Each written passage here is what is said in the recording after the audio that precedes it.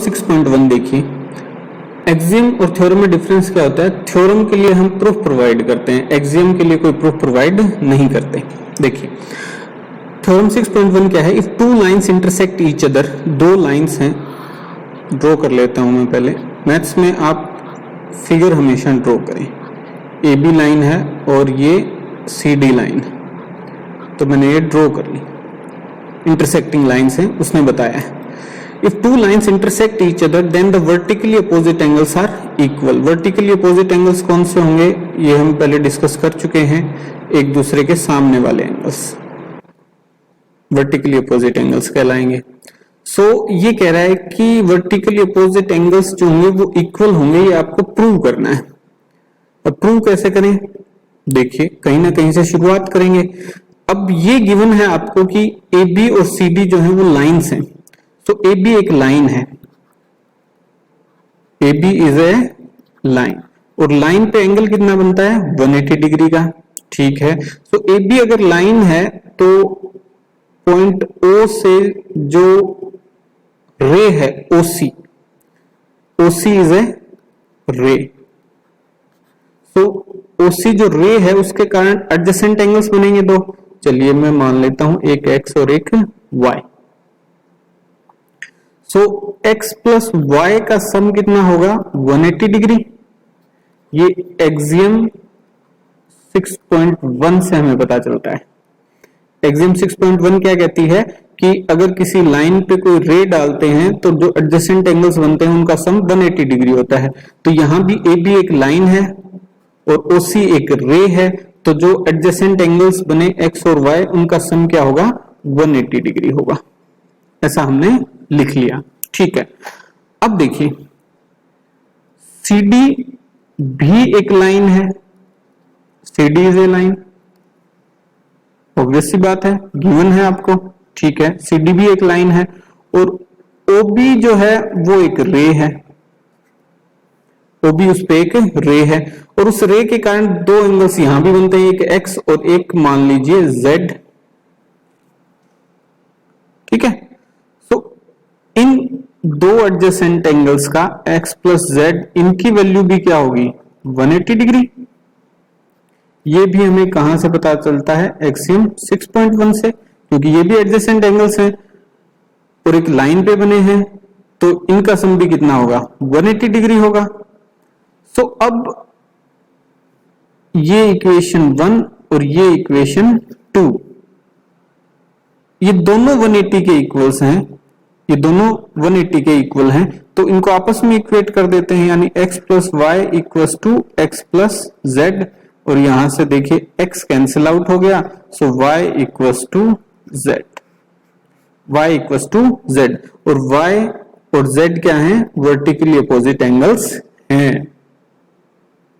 तो ये जो थ्योरम 6.1 है ये हमने प्रूव कर दी है कि two lines intersect each other then the vertically opposite angles are equal. तो इसी तरीके से ये जो दो एंगल और बचे, ये मान लीजिए x है, ये x है, तो इसके सामने वाला t मान लीजिए, तो ये भी क्या होंगे, इक्वल होंगे। सो x इक्वल्स टू t।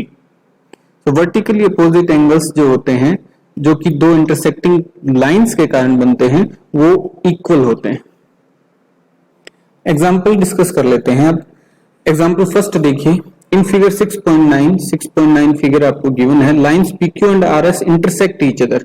ये दो लाइंस हैं जो एक दूसरे को इंटरसेक्ट करती हैं at point O। If angle POR, angle POR कौन सा एंगल है, ये वाला एंगल है। Angle POR ratio angle ROQ, angle ROQ ratio angle ROQ, ROQ ये वाला एंगल है, इनका रेशियो गिवन है 5:7। फाइंड ऑल द एंगल्स, सारे एंगल्स आपको फाइंड आउट करने हैं। तो एक बात तो ये कि ये इंटरसेक्टिंग लाइंस हैं, तो वर्टिकली अपोजिट एंगल्स जो होंगे वो इक्वल होंगे। दूसरी बात ये कि एक लाइन के साइड में बनने वाले एंगल, जैसे एंगल POR और ROQ जो हैं वो लाइन PQ के एक साइड में है, तो ये एडजेसेंट एंगल्स है और इनका सम क्या होगा 180 डिग्री होगा, जो कि आपकी एक्सियम 6.1 है। बट यहाँ इसने इसका रेशियो दे रखा है इनका, तो मैं लिख लेता हूं एंगल POR, रेशियो का मतलब क्या है, एंगल ROQ इक्वल्स टू 5/7। इस क्वेश्चन को आप दो तरीके से सोल्व कर सकते हैं। एक तो ये कि आप, क्योंकि ये रेशियो गिवन है, आप इसको मल्टीप्लाई कर लीजिए x से, ऊपर और नीचे, तो वो आपके रिलेशन में तो कोई असर डालेगा नहीं, क्योंकि x जो है वो न्यूमरेटर में भी आ गया, डिनोमिनेटर में भी आ गया, तो वो कैंसिल आउट हो जाएगा, तो वापस आपके पास 5/7 आ जाएगा। इससे फायदा क्या होगा कि एंगल POR आपके पास 5x है और एंगल ROQ आपके पास 7x है, और क्योंकि ये एडजेसेंट एंगल्स हैं तो इनका sum 5x plus 7x equals to 180 degree होगा, एक्सियम 6.1। ठीक है, ये याद रखनी पड़ेगी आपको। ओके, तो एक्सियम 6.1 के कारण 5x प्लस 7x 180 डिग्री होगा, तो 12x इक्वल्स टू 180 डिग्री, और x की वैल्यू कितनी आ जाएगी, 180 डिग्री डिवाइडेड बाय 12, जिसका आंसर आया आपके पास 15। ठीक है, तो x की वैल्यू 15 आ गई। ये 15 जो है वो फिर आप 5 से मल्टीप्लाई करें, एक बार 7 से मल्टीप्लाई करें, आपके पास एंगल POR आ जाएगा। तो जैसे angle POR equals to 5 of x और 5 इंटू 15, तो ये हो गया 75 डिग्री का। ठीक है, इसी तरीके से एंगल ROQ अगर आप फाइंड आउट करेंगे तो वो कितना होगा, 7 इंटू एक्स, इस रिलेशन से। ठीक है, 7 इंटू एक्स यानी 7 इंटू 15, तो वो वैल्यू कितनी हो जाएगी, 105 डिग्री एंगल ROQ।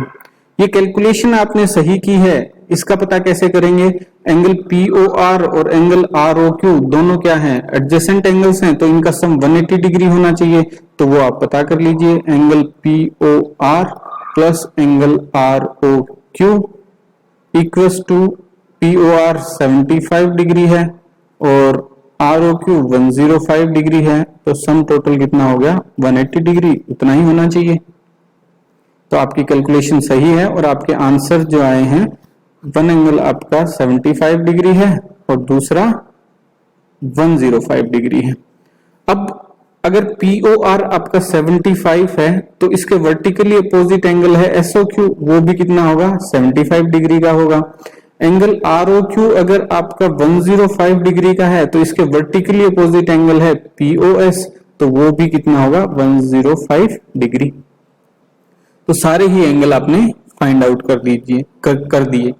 ये तो तरीका एक हो गया। दूसरा तरीका देखिए, दूसरा तरीका क्या है कि इसने आपसे कहा है angle POR upon angle ROQ, वो क्या है, 5/7। सो इंप्लाइज दैट यहां से एंगल POR की वैल्यू आपके पास क्या आई, 5/7 एंगल ROQ। ठीक है, अब क्योंकि एडजेसेंट एंगल्स हैं तो इनका सम देखिए क्या होगा, angle POR plus angle ROQ equals to 180 degree. Adjacent angles हैं, ये एक्सियम 6.1 हमें बताती है कि इनका सम जो है वो 180 डिग्री होगा। फिर लिख देता हूं मैं, एक्सियम 6.1 के कारण ऐसा हुआ। एंगल POR की वैल्यू यहां से आप रख लीजिए, दूसरा पेन ले लेता हूं मैं। एंगल POR आपका 5/7 के बराबर है, 5/7 angle ROQ plus angle ROQ equals to 180 degree. अब इनको सोल्व कर लीजिए आप। ठीक है, सोल्व कैसे करेंगे, एलसीएम लीजिए। एलसीएम कितना है आपका, 7, तो ये आ गया 5 angle ROQ plus 7 times angle ROQ equals to 180 degree, यहां नहीं, इक्वल्स टू 180 डिग्री। ठीक है, सो ऊपर 7 plus 5 12 angle ROQ equals to 180 degree into 7 and angle ROQ equals to 180 degree into 7 divided by 12, और यहां से एंगल ROQ की value direct आ गई आपके पास 105 डिग्री। ठीक है। एंगल ROQ अगर आपके पास आ गया तो ये रिलेशन आप वापस इसमें पुट कर दीजिए, किसमें, जिसमें angle POR plus angle ROQ equals to 180 degree. अब एंगल POR कितना होगा, तो angle POR plus 105 degree equals to 180 degree and angle POR equals to 180 degree minus 105 degree, वो आएगा 75 डिग्री। पहले भी आप फाइंड आउट कर चुके हैं। तो ये दो तरीके हैं, जो आपको अच्छा लगे उससे कर लीजिए, ठीक है। सेकंड एग्जांपल देखिए। सेकंड एग्जांपल में आपको एक फिगर गिवन है, फिगर 6.10, और वो कह रहा है कि रे OS, ये फिगर हम ड्रॉ कर लेते हैं अगर अलग से, ताकि समझ में अच्छे से आ जाए, ठीक है। थोड़ा बहुत ही छोटा फिगर है। सो एक लाइन है POQ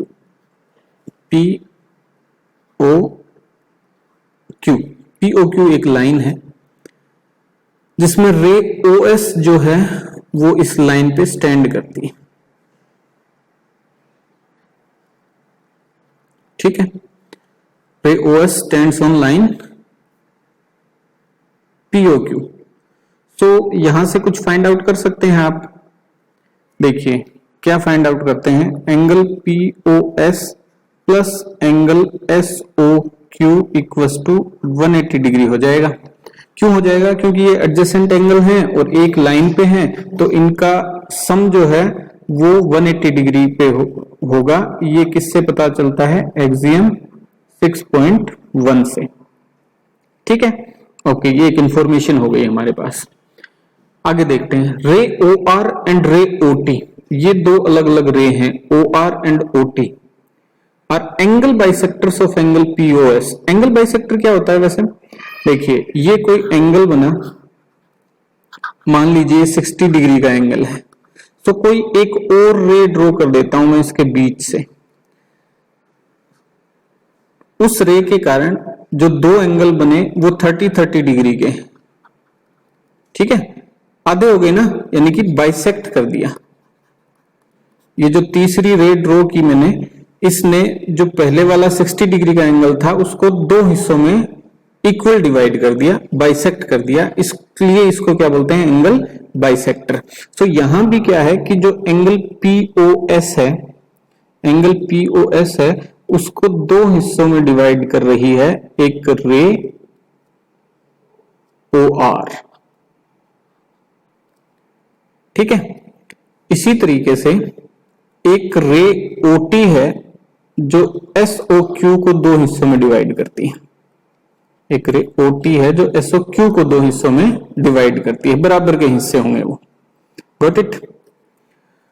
एंगल बाइसेक्टर्स हैं ये, गिवन है आपको। रे OR एंड रे OT R angle bisectors of angle POS and angle SOQ respectively. If angle POS is X, जो एंगल POS है टोटल वो कितना है, वो X है। यहां इस रिलेशन में लिख लेते हैं। फाइंड एंगल ROT, आपको फाइंड आउट क्या करना है, ROT एंगल। ROT एंगल कौन सा होगा, ROT एंगल आपका ये ROT, ये एंगल, ठीक है। ये आपको फाइंड आउट करना है। तो देखिए कैसे प्रोसीड करते हैं हम।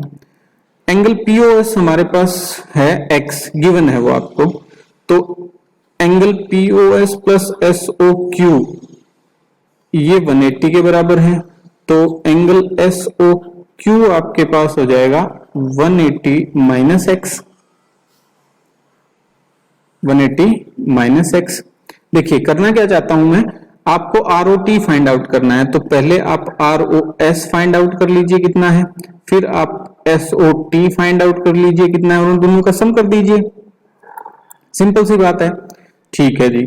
ROS कैसे फाइंड आउट करेंगे आप, क्योंकि POS आपको पता है जो X है और OR जो है वो इसको डिवाइड करती है, तो एंगल ROS जो होगा वो हाफ ऑफ एंगल POS होगा, ठीक है। सो हाफ इंटू एक्स, ये आ गया x/2 एंगल ROS, ठीक है जी। इसी तरीके से एंगल SOT जो होगा वो हाफ ऑफ एंगल SOQ, क्योंकि OT जो है वो भी एंगल बाइसेक्टर है SOQ एंगल का। सो यहां से देखिए SOQ भी हमारे पास है, हाफ ऑफ SOQ की वैल्यू कितनी है 180 डिग्री माइनस x, तो ये डिवाइड हुआ 180 into half minus 1/2 into x. ठीक है, सो ये वैल्यू आपके पास आई कैंसिल आउट 90 डिग्री और ये माइनस x/2। तो आपके पास ROS आ गया, आपके पास SOT आ गया।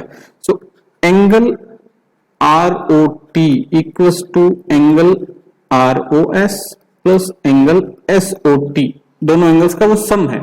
ठीक है, ROS आपके पास कितना है x/2 प्लस कर दीजिए SOT कितना है 90 माइनस x/2। सो x/2 पॉजिटिव है, x/2 नेगेटिव है, कैंसिल आउट हो गया, तो 90 डिग्री आपके पास बच गया। सो एंगल ROT जो है वो कितना है 90 डिग्री। एग्जाम्पल 3 देखिए, इन फिगर 6.11, फिगर मैंने ड्रॉ वहां से नहीं लिया है बुक से, मैं ड्रॉ करूंगा आपका। ठीक है, so OP, OQ, OR, OS are 4 rays, 4 rays हैं। एक OP है, ये पॉइंट O है OP, दूसरी है OQ, तो दूसरी है OQ, क्योंकि O को पॉइंट इन सब में सेम है तो वो सेम ही रखना पड़ेगा। तीसरी है OR और फोर्थ वन है OS। ठीक है, ये 4 रेज हैं जिनका कॉमन पॉइंट O है। और 4 rays, prove that angle POQ plus angle QR, angle POQ कौन सा होगा देखिए, angle POQ plus angle QOR ये होगा, प्लस एंगल SOR ये होगा, प्लस एंगल POS ये एंगल होगा। इन सब का सम 360 डिग्री है, ये आपको प्रूव करना है। अच्छा, इसको सोल्व करने के लिए भी हम एक्सियम्स का सहारा लेंगे। हमने 2 एक्सियम्स पढ़ी हैं, एक ये कहती है कि अगर एक स्ट्रेट लाइन पे एडजेसेंट एंगल्स बनते हैं तो उनका सम 180 डिग्री होगा, और दूसरी ये कहती है कि अगर 2 एडजेसेंट एंगल्स का सम 180 डिग्री है तो नॉन कॉमन आर्म्स जो है वो स्ट्रेट लाइन फॉर्म करेंगे। सो पहले वाली ज्यादा हमारे काम आएगी, तो उसके लिए हमें क्या चाहिएगा, एक स्ट्रेट लाइन चाहिएगी। इनमें स्ट्रेट लाइन कोई है नहीं, तो स्ट्रेट लाइन हमें ड्रॉ करनी पड़ेगी। ड्रॉ कैसे करेंगे आप, OQ के अपोजिट आप बढ़ा लीजिए लाइन को। ठीक है, और ये मान लीजिए OT है। ठीक है, सो अब TOQ जो है वो एक स्ट्रेट लाइन है, या कहूं TQ is a line, TQ is a line, ये एक लाइन है। और लाइन पे बनने वाले एंगल्स जो होते हैं उनका सम कितना होता है 180 डिग्री होता है। ठीक है, तो यहां OP आपकी रे हो गई, OP इज ए रे। तो ये जो 2 एंगल बने POT प्लस POQ, इनका सम 180 डिग्री हुआ क्योंकि ये एडजेसेंट एंगल्स हैं। ठीक है, सो लिख लेता हूं मैं, angle POT plus angle POQ equals to 180 degree. ये एक्सियम 1 है। ठीक है, ये एक्सियम 1 लिख लिया आपने। इसी तरीके से लाइन के दूसरी साइड जितने भी एंगल्स हैं, ये 3 एंगल बन रहे हैं, इन तीनों का सम भी क्या होगा 180 डिग्री होगा। ओके, तो वो भी लिख लेता हूं मैं, angle TOS plus angle SOR plus angle ROQ equals to 180 degree. अब इन दोनों का सम कर दीजिए, सम करेंगे आप तो angle POT plus angle TOS plus angle POQ plus angle SOR plus angle ROQ equals to 180 degree. अब यहां देखिए, ये जो 2 एंगल्स हैं POT plus TOS, POT plus TOS, इन दोनों को मिला के एंगल पीओएस बन जाएगा, क्योंकि क्वेश्चन में एक एंगल पीओएस गिवन है। So angle POS plus angle POQ plus angle SOR plus angle QOR. QOR लिखूं या आरओक्यू सेम है। सो वो 180, अच्छा इसमें 180 प्लस 180 होगा, ठीक है, क्योंकि यहां भी तो 180 है ना, यहां भी 180 है। सो 180 प्लस 180 360 डिग्री। यही आपको प्रूव करना था और यही आपने प्रूव कर दिया। देखिए क्वेश्चन में आपसे यही पूछा गया था।